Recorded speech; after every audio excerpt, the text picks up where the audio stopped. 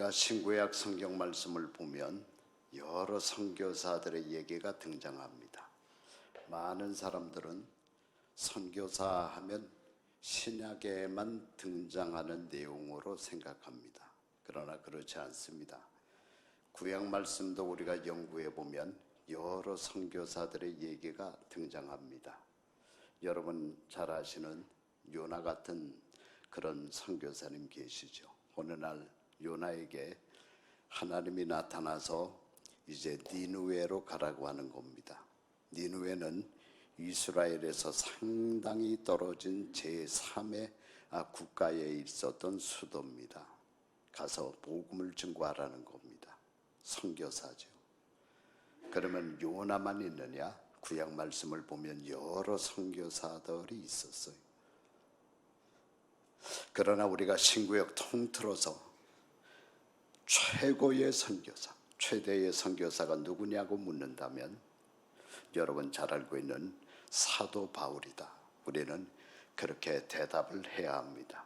그는 제1차, 제2차, 3차 선교여행을 마치고 끝내는 마지막 4차로 로마에 가서 생명을 하나님 앞에 바쳤습니다. 그때 당시 로마를 다스리고 있었던 왕은 네로 황제였습니다. 그 네로 왕에 의해서 목이 잘림을 당하고 순교함으로써 어떻게 보면 기독교의 초석을 놓았고, 그 결과로 무지한 땅, 미개한 땅에 살고 있던 우리들까지도 미국 선교사님들을 통해서 복음을 듣게 되었고, 이제 천국에 갈 수 있는 몸이 되었습니다. 여러분 사도 바울이 전도여행을 떠났던 제1차, 2차, 3차, 4차 그 전도여행지는 꼭 한번 가보시기를 바랍니다. 한번 갔다 와보신 분들도 가능하다면 꼭 한번 가십시오. 가보면 입이 벌어져요. 성경을 보는 각도가 틀려지고 선교에 대한 생각이 틀려져요. 어떻게 2000년 전에 한 인간이 이렇게 광대한 땅을 전도할 수 있었을까? 생각이 틀려져요. 여러분 덕분으로 제가 일하고 있는 선교회에서 이 순례를 지금 계획하고 있어요. 선교회는요, 도움만 바라서는 안 돼요. 선교회가 해야 될 일이 얼마나 많습니까? 그래서 선교회니까 다른 생각은 없고 사도 바울이 갔던 이 1차, 2차, 3차 그 선교 여행지 거기만은 꼭 한 번씩 갔다 와야 되겠다. 그래서 계획을 세우고 있어요. 선교에서 좀 도와주고 또 여러분도 돈도 좀 내면은요 충분히 갔다 올 수 있습니다. 사도 바울처럼 1차, 2차, 3차, 4차에 걸쳐서 갔다 올 수는 없어요. 경비가 너무나 많이 들어요. 그러나 그것을 묶어서 둘로 나눠갖고 2차에 거쳐서 갔다 오면은 경비도 많이 절약이 되어져요. 첫 번째는 사도 바울이 예수님의 12 제자를 만났고 선교를 꿈꿨던 사명을 가졌던 성지 이스라엘을 반드시 가봐야 돼요. 저는 지금까지 성지를 4번 갔다 왔어요. 근데 갈 때마다 감동을 받아요. 그래서 사도 바울이 예수님의 제자들을 만나고 선교를 꿈꿨던 이스라엘은 반드시 기본적으로 또 가봐야 돼. 그리고 거기서 며칠 지난 다음에 비행기를 타고 사도 바울의 선교의 주 무대였던 오늘날 터키죠. 소아시아. 그 소아시아의 터키 이스탄불을 가야 돼요. 그래서 이스탄불에 가면은 우리가 봐야 될 것이 많습니다. 이스탄불을 구경을 하고 그 옆에 있는 갈라디아 땅을 가서 우리가 돌아봐야 되고 갑바도기아, 그 다음에 에베소. 놀랍니다. 에베소 그 교회가 있던 자리를 가보면 놀라요. 에베소도 들렸다가 마지막으로 요한계시록에 나오는 7교회, 사대, 보가모, 서마나 이런 교회들 있죠. 빌라델피아 같은 교회들 여기를 돌아보고 오게 되면은 거기에서 많은 것을 여러분들이 깨닫고 보게 돼요. 그 다음에 2차는 어디를 가야 되느냐? 비행기를 타고 이 사도행전에는 아덴이라고 나와 있어요. 오늘날로 말하면은 그리스의 수도 아테네를 얘기합니다. 아테네로 비행기를 타고 이제 들어가서 거기에 가면은 고린도라고 하는 위대한 도시가 있습니다.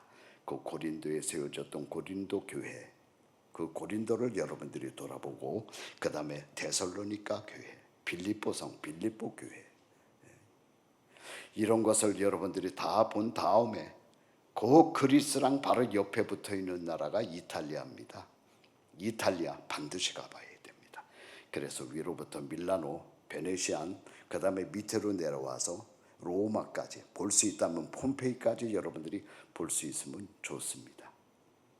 특히 로마에 가면은 여러분 사도 바울이 목배임을 받았던 참세용 장소가 있고 뭐 여러분 잘 알고는 바티칸 성전이 있고요. 거기는 반드시 여러분들이 가봐야 돼요. 그래서 거기까지 가게 되면 사도 바울이 그 2000년 전에 죽음을 앞에 놔두고 1차, 2차, 3차, 4차 선교를 했던 그 선교지 전도 여행지를 여러분들이 대부분 다 보게 됩니다. 오늘 본문 말씀은 사도 바울이 제1차, 2차, 3차 전도여행을 끝마치고 마지막으로 4차로 배를 타고 로마를 향하여 가다가 그 배 안에서 일어난 사건이 적혀져 있는 내용이 오늘 본문 말씀입니다. 사도 바울은 성경 말씀을 보면은 사도 바울이 13권의 서신을 썼는데 그 말씀을 다 읽어보면 로마에 가서 죽을 것을 알고 있었어요. 직감을 했어요. 그럼에도 불구하고 지금 배를 타고 로마를 향해서 가다가 우리가 잘 알고 있는 유라굴로라고 하는 광풍의 뜻이 뭡니까? 미친 바람, 미친 광풍. 이 배는 276명이 타고 있었던 배니까 그때 2000년 당시로는 상당히 큰 배였습니다. 근데 이 광풍 앞에는 소용이 없는 거예요. 성냥개피처럼 흔들리는 겁니다. 그래서 이 광풍을 만나요. 그래서 이 사도 바울이 로마 국경은 둘째치고 배 안에서 죽게 되었어요. 지금까지 사도 바울이 제1차, 2차, 3차 여행을 할 때에 우리가 성경 말씀 보면 하나님은 놀라운 기적으로 사도 바울을 도와주셨고 살려주었어요. 우리도 그렇죠. 하나님의 일하다가 보면 하나님이 기적적인 일로 우리를 도와줄 때가 많아요. 제가 여러분 앞에서도 여러 번 설교 말씀을 통해서 말씀드렸죠. 저희 교회가 도미니카는 이미 자리를 잡았어요. 지난번에도 또 팔마르라고 하는 지역의 교회 하나를 우리 장로님들 여러 분 또 교인들이 가셔서 세웠어요. 그러나 제가 옛날서부터 꿈꾸던 하나의 선교지가 있습니다. 골든 트라이앵글이라고 하는 태국의 제일 북부 지방이죠. 거기에 가면은 6개의 나라가 맞닿아 있어요. 아주 선교의 요충지입니다. 거기에 교회를 세우고 선교지를 세워서 6개 국가를 향해서 선교를 해야 되겠다는 그런 말씀을 제가 드린 적이 있었는데, 선교라는 것은 생각만 갖고 되는 게 아니에요. 선교는 막상 시작하면은 처음서부터 냉혹한 현실이 기다리고 있어요. 그래서 많은 선교회가 있지만 일을 못하는 것은 너무나 해결해야 될 문제가 많기 때문에 못하는 거예요. 그래서 저도 기도만 하고 이번에 한국으로 건너갔는데, 한국에 가서 여러분들을 만나는 가운데 우리 땅끝 선교의 여러 좋은 동역자 동지들을 거기서 만나게 되었어요. 그 중에 한 명이 누구냐? 타짜라고 하는 사람을 여러분 들어보셨습니까? 영화에 1편, 2편, 아마 3편까지 나왔는지 모르겠습니다. 타짜, 그 영화의 주인공. 이름은 정확하게 장병윤이라고 하는 집사님입니다. 인터넷에 들어가서 오늘 가서 한번 검색을 해보십시오. 이분은 30대 초반까지 마약과 도박에 빠져 있었던 인물. 그 당시 한국에서 가장 화투를 잘 쳤던 인물이에요. 우리들 앞에서, 선교회원들 앞에서 자기 손으로 이 화투 치는 걸 보여주는데 보이질 않아. 이 손 안에 들어있는 화투가 보이질 않아. 귀신처럼 화투를 치는 사람이에요. 이 사람이 지금으로부터 33년 전에 하나님께서 그 누나의 간절한 기도를 듣고 그에게 지옥을 보여줍니다. 지옥을 하루만 보여주는 것이 아니라 매일 잠잘 동안에 2달을 연거푸 보여주시더래. 2달 보고 그 다음날 또 보고 또 보여주시고 지옥을 보는데, 이거는 저기 떨어지면 진짜 큰일 나겠구나. 나뿐만이 아니라 다른 사람들도 저 지옥에 떨어지게 하면 안 되겠구나. 뼈저리게 느끼고, 하나님이 천국은 딱 하루만 보여주셨는데 지옥은 2달을 보여주시더라는 거예요. 뼈저리게 느끼고 끊어야 되겠구나. 그래서 여러분, 도박 끊기 힘듭니다. 마약 끊기 힘듭니다. 그 2가지를 완전히 끊어버리고 새 생활을 하면서 어떻게 해서든지 나뿐만이 아니라 주변에 있는 사람들 지옥에 떨어지게 해서는 안 되겠구나. 전도해야 되겠구나. 선교해야 되겠구나 하는 생각을 가지고 선교를 돕는데, 그러다가 저를 만났어요. 그래서 제가 여러 번 도미니카 얘기도 하고 또 골든 트라이앵글 얘기도 했습니다. 근데 이분이 원래 무식한 사람이에요. 골든 트라이앵글을 처음 들어보거든. 근데 어느 날 골든 트라이앵글 하다가 거기에 가장 가까운 도시가 치앙마이라는 데가 있고 치앙라이가 있다는 얘기를 제가 했어요. 근데 치앙마이라고 하는 얘기를 할 때 귀가 번쩍하는 거예요. 왜? 치앙마이는 들어봤거든. 또 그분이 산청분인데 지리산 바로 밑에 사람인데요. 자기 선배 중에 18년 전에 태국에 가서 자비랑에 갖고 선교를 하다가 2년 전에 코로나가 다가왔잖아요. 그 나라에서는, 낙후된 나라에서는 코로나 걸리면 죽습니다.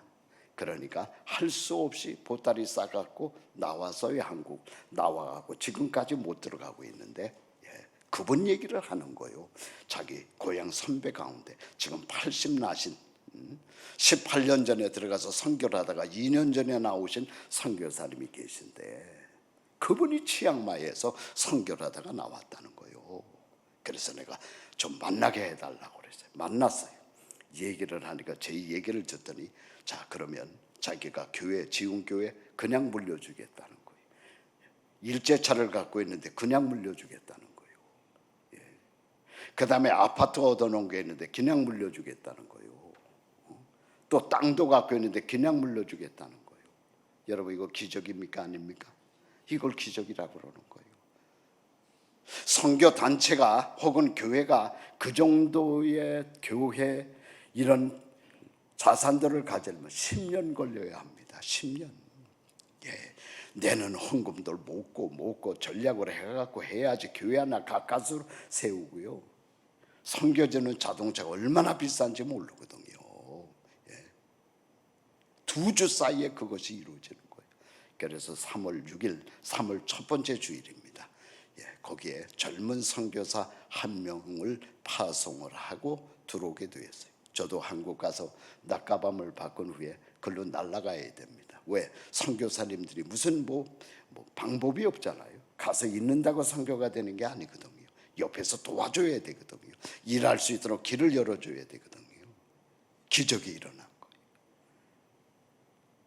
하나님은 이 사도 바울이 제1차, 2차, 3차 선교행을 할 때 많은 것으로 도와주셨어요. 은혜를 주셨어요. 그래서 또 때로는 말씀을 보면 살려주었어요. 그런데 오늘 본문 말씀에 등장하는 이 광풍은 다른 때에 당했던 어려움하고는 비교 자체가 되지를 않는 겁니다. 배 안에서 꼼짝없이 로마를 가보지도 못하고 죽게 되었어요. 자, 그렇다면 여러분, 사도 바울은 믿음이 충만한 사람입니다. 지금 복음을 증거하기 위해서 로마로 가는 길입니다. 그런데 왜 이렇게 광풍을 만나서 죽게 되었습니까? 고생을 합니까? 어려움을 당하게 되었습니까? 오늘 본문 말씀은 아주 확실하게 한 가지를 우리에게 말씀해 주고 있어요. 그게 뭐냐? 세계 선교라고 하는 하나님이 보시기에도 그렇게 중요한 하나님의 일을 앞에 놔두고 사도 바울로 하여금 더 하나님을 의지하고 더 하나님을 바라보고 하나님 앞에 울부짖으라고. 오늘 본문 말씀을 쭉 읽어보게 되면 사도 바울이 이 배 안에서 광풍 속에 며칠을 고생을 하느냐? 14일을 고생을 합니다. 하루도 아니고 이틀도 아니고 1시간도 아니고 2시간도 아니라 14일을 광풍 속에 배 안에서 지금 어려움을 당합니다. 그래서 18절 말씀 보니까 배 안에 있는 짐들 다 바닷가에 버려버렸어요. 배를 가볍게 하는 거예요. 그래도 형편이 나아지지 않으니까 배의 연장 도구들 다 바닷가에 버렸습니다. 그런데도 20절 말씀을 보니까 소망이 보이질 않아요. 그래서 20절 말씀 보면 여러 날 동안 해도 별도 보이지 아니하고 큰 풍랑이 그대로 있음에 구원의 여망마저 없어졌더라. 죽음이 눈앞에 다가온 거예요. 까딱하면 죽겠는 거예요. 그러니까 이 성령이 충만했고 믿음이 충만했던 사도 바울이지만 인간이 이렇게 되면 방법이 없습니다, 여러분. 하나님 앞에 간절히 메어달리면서 기도하는 거예요. 제 얘기가 아닙니다. 23절, 24절 말씀 보면 그 배 안에서 사도 바울이 간절히 하나님 앞에 메어달립니다. 그때에 하나님께서 사자를 사도 바울에게 보내서 음성을 들려줍니다. 그 내용이 24절이에요. 거기 보니까 바울아 두려워하지 말라. 네가 가이사 앞에 서야 하겠고 또 하나님께서 너와 함께 항해하는 자를 다 내게 주셨다 하였으니. 여러분, 이것이 성경의 내용입니다. 순서입니다. 하나님은 우리들에게 어려움을 보내세요. 그래서 간절히 하나님 앞에 무릎을 꿇게 하고 하나님 앞에 울부짖게 합니다. 그리고 나서는 응답을 주세요. 살 길을 열어주시고. 여러분, 에레미야 애가 3장 33절 말씀을 아시죠? 거기 보니까 주께서 인생으로 고생하게 하시며 근심하게 하시면 뭐가 아니로다? 본심이 아니래요. 하나님의 본심이 아니래요. 우리들이 고통당하는 거, 어려움 당하는 거, 하나님이 좋아서 하는 일이 아니에요. 하나님의 본심이 아니래요. 어떤 뜻이 계셔서, 계획이 계셔서, 생각이 계셔서 우리들이 어려움을 보내고 고통을 보낸다는 거예요.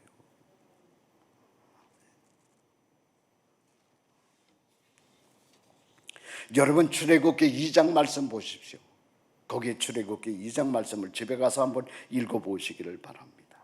요셉이 애굽의 국무총리로 있을 때는 그 애굽의 왕이나 애굽 사람들이 이스라엘 백성들에게 너무나 잘해 주었어요. 그래서 먹을 것이 풍부했고 자유를 누렸고요, 살만했어요. 그때는요, 거기 말씀 보면 이스라엘 백성들이 하나님 찾지 않았어요. 왜 하나님 찾겠어요? 먹을 게 풍부하고 모든 일이 잘 되는데 왜 하나님을 찾겠냐고. 그런데 요셉이 죽고 나서 시간이 지나가면서 요셉을 전혀 알지 못하는 애굽의 왕이 들어서면서 그 왕들이 이스라엘 백성들을 노예 취급했습니다. 그들을 채찍질하고 그들로 하여금 벽돌을 굽게 만들었고요, 중노동을 이스라엘 백성들에게 시켰어요. 그러자 출애굽기 2장 23절 말씀 보니까 여러 해 후에 애굽 왕은 죽었고 이스라엘 자손은 고된 노동으로 말미암아 뭐라고 되어 있어요? 거기 탄식하며 부르짖음. 너무나 힘드니까, 괴로우니까 탄식하며 부르짖었다고 그랬어요. 그 고된 노동으로 말미암아 뭐가요? 부르짖는 소리가 하나님께 상달된지라.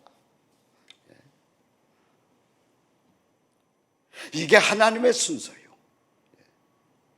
인간들은 너나 나나 할 것 없이 편하면 하나님 찾지 않습니다. 하나님 앞에 울부짖지 않아요. 편한데 왜 하나님을 찾습니까? 돈벌이가 잘 되는데 왜 천국을 사모합니까, 여러분? 이스라엘 백성들이 그랬다니까요. 잘 될 때는 하나님 찾지 않았어요. 가나안 땅을 생각하지 않았어요. 그러나 막 육체적으로 어렵고 괴로우니까 하나님을 바라보고 하나님 앞에 울부짖었다고 그랬어. 그것도 탄식하며 울부짖음에 그게 상달됐다고 그랬어. 하나님이 그 다음에 응답하시는 거예요. 모세를 보내서 그들을 가나안 땅으로 인도했잖아요. 우리 인간은 누구를 막론하고 돈이 많고 건강하고 자녀들이 잘 되고 모든 일이 잘 되면 하나님 생각하지 않습니다. 하나님 앞에 울부짖지 않아요. 교회는 왜 나옵니까? 얼마든지 돈 가지고 골프를 가고 즐길 것이 많은데 왜 교회에 나와서 궁상맞게 앉아서 하나님 앞에 예배 드리겠냐고 여러분.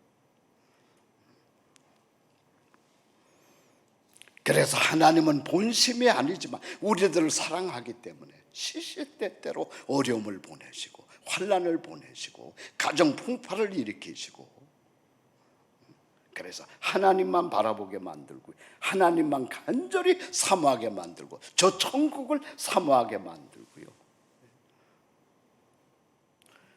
제가 한국에서 저 혼자 8개월을 지내다가 이번에 들어왔어요. 제가 8개월을 한국에서 지나면서 이렇게 저렇게 만난 한국 사람들 가운데 제가 가장 많이 들은 얘기가 뭐냐? 자영업자들 가운데 60 내지 70%가 망했다라고 하는 얘기. 이거 내가 한두 사람에게 들은 얘기가 아니요. 택시 운전사들, 뭐 식당 사장들, 카페 주인들 뭐 할 것 없이. 심지어는 제가 다니고 있는 교회가 있는데 그 교회에서 제가 구조적으로 장로님, 권사님, 그 다음에 안수 집사님들 여러분들을 만나서 대화를 하게 되었는데 거의 공통적으로 길이 보이지 않는다는 거예요. 큰일 났다는 거예요.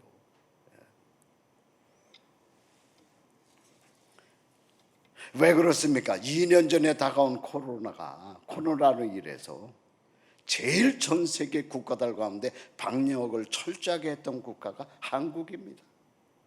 그러면서 제가 있는 동안에 9시에 가게 문을 닫으니 식당 문을 누가 식당에 오겠습니까? 그때서부터 시작인데 8시만 되면 아예 없고요. 그렇게 2년을 왔으니 자영업자들이 어떻게 견딥니까? 그런 가운데 집값은 가장 높이 뛰었고요. 물가가 얼마나 뛰었는지 기름값이 2배로 오르고요. 공항에 나오면서 환율을 보니까 물론 은행들이 조금씩 거기에 이익을 남기기 위해서 붙였겠습니다만 1달러가 1251원이야. 공항에 환시되어 있는 그 환율을 보니까 1불이 1251원. 이런데 나라가 어떻게 살겠습니까? 광풍이 다가온 거예요. 광풍이. 자, 그렇다면 예수 믿지 않는 사람들은 그렇다고 치고라도 교회 다니고 예수 믿는 사람들까지 다 똑같이 지금 어려움을 당하면서 탄식하고 있는데 왜 하나님의 백성들이 이렇게 어려움을 당해야 합니까? 하나님의 백성들도 어려움 당하지 않으면 하나님 안 쳐다봐요. 하나님 생각 안 합니다. 왜 하나님 앞에 기도합니까? 모든 게 잘 되는데. 예레미야가 3장 33절 말씀 다시 한번 읽어 들고 말씀을 마치겠습니다. 주께서 인생으로 고생하게 하시며 근심하게 하시면 본심이 아니시로다. 어려움이 다가왔습니까? 어려움이 있습니까? 먼저 하나님의 본심이 아님을 깨달으시기를 바랍니다. 그리고 어려움이 다가왔을 때 더 하나님을 생각하시고 더 하나님을 갈망하시고 하나님 앞에 울부짖는 또 천국을 사모하는 여러분들이 되시기를 주님의 이름으로 축원드립니다.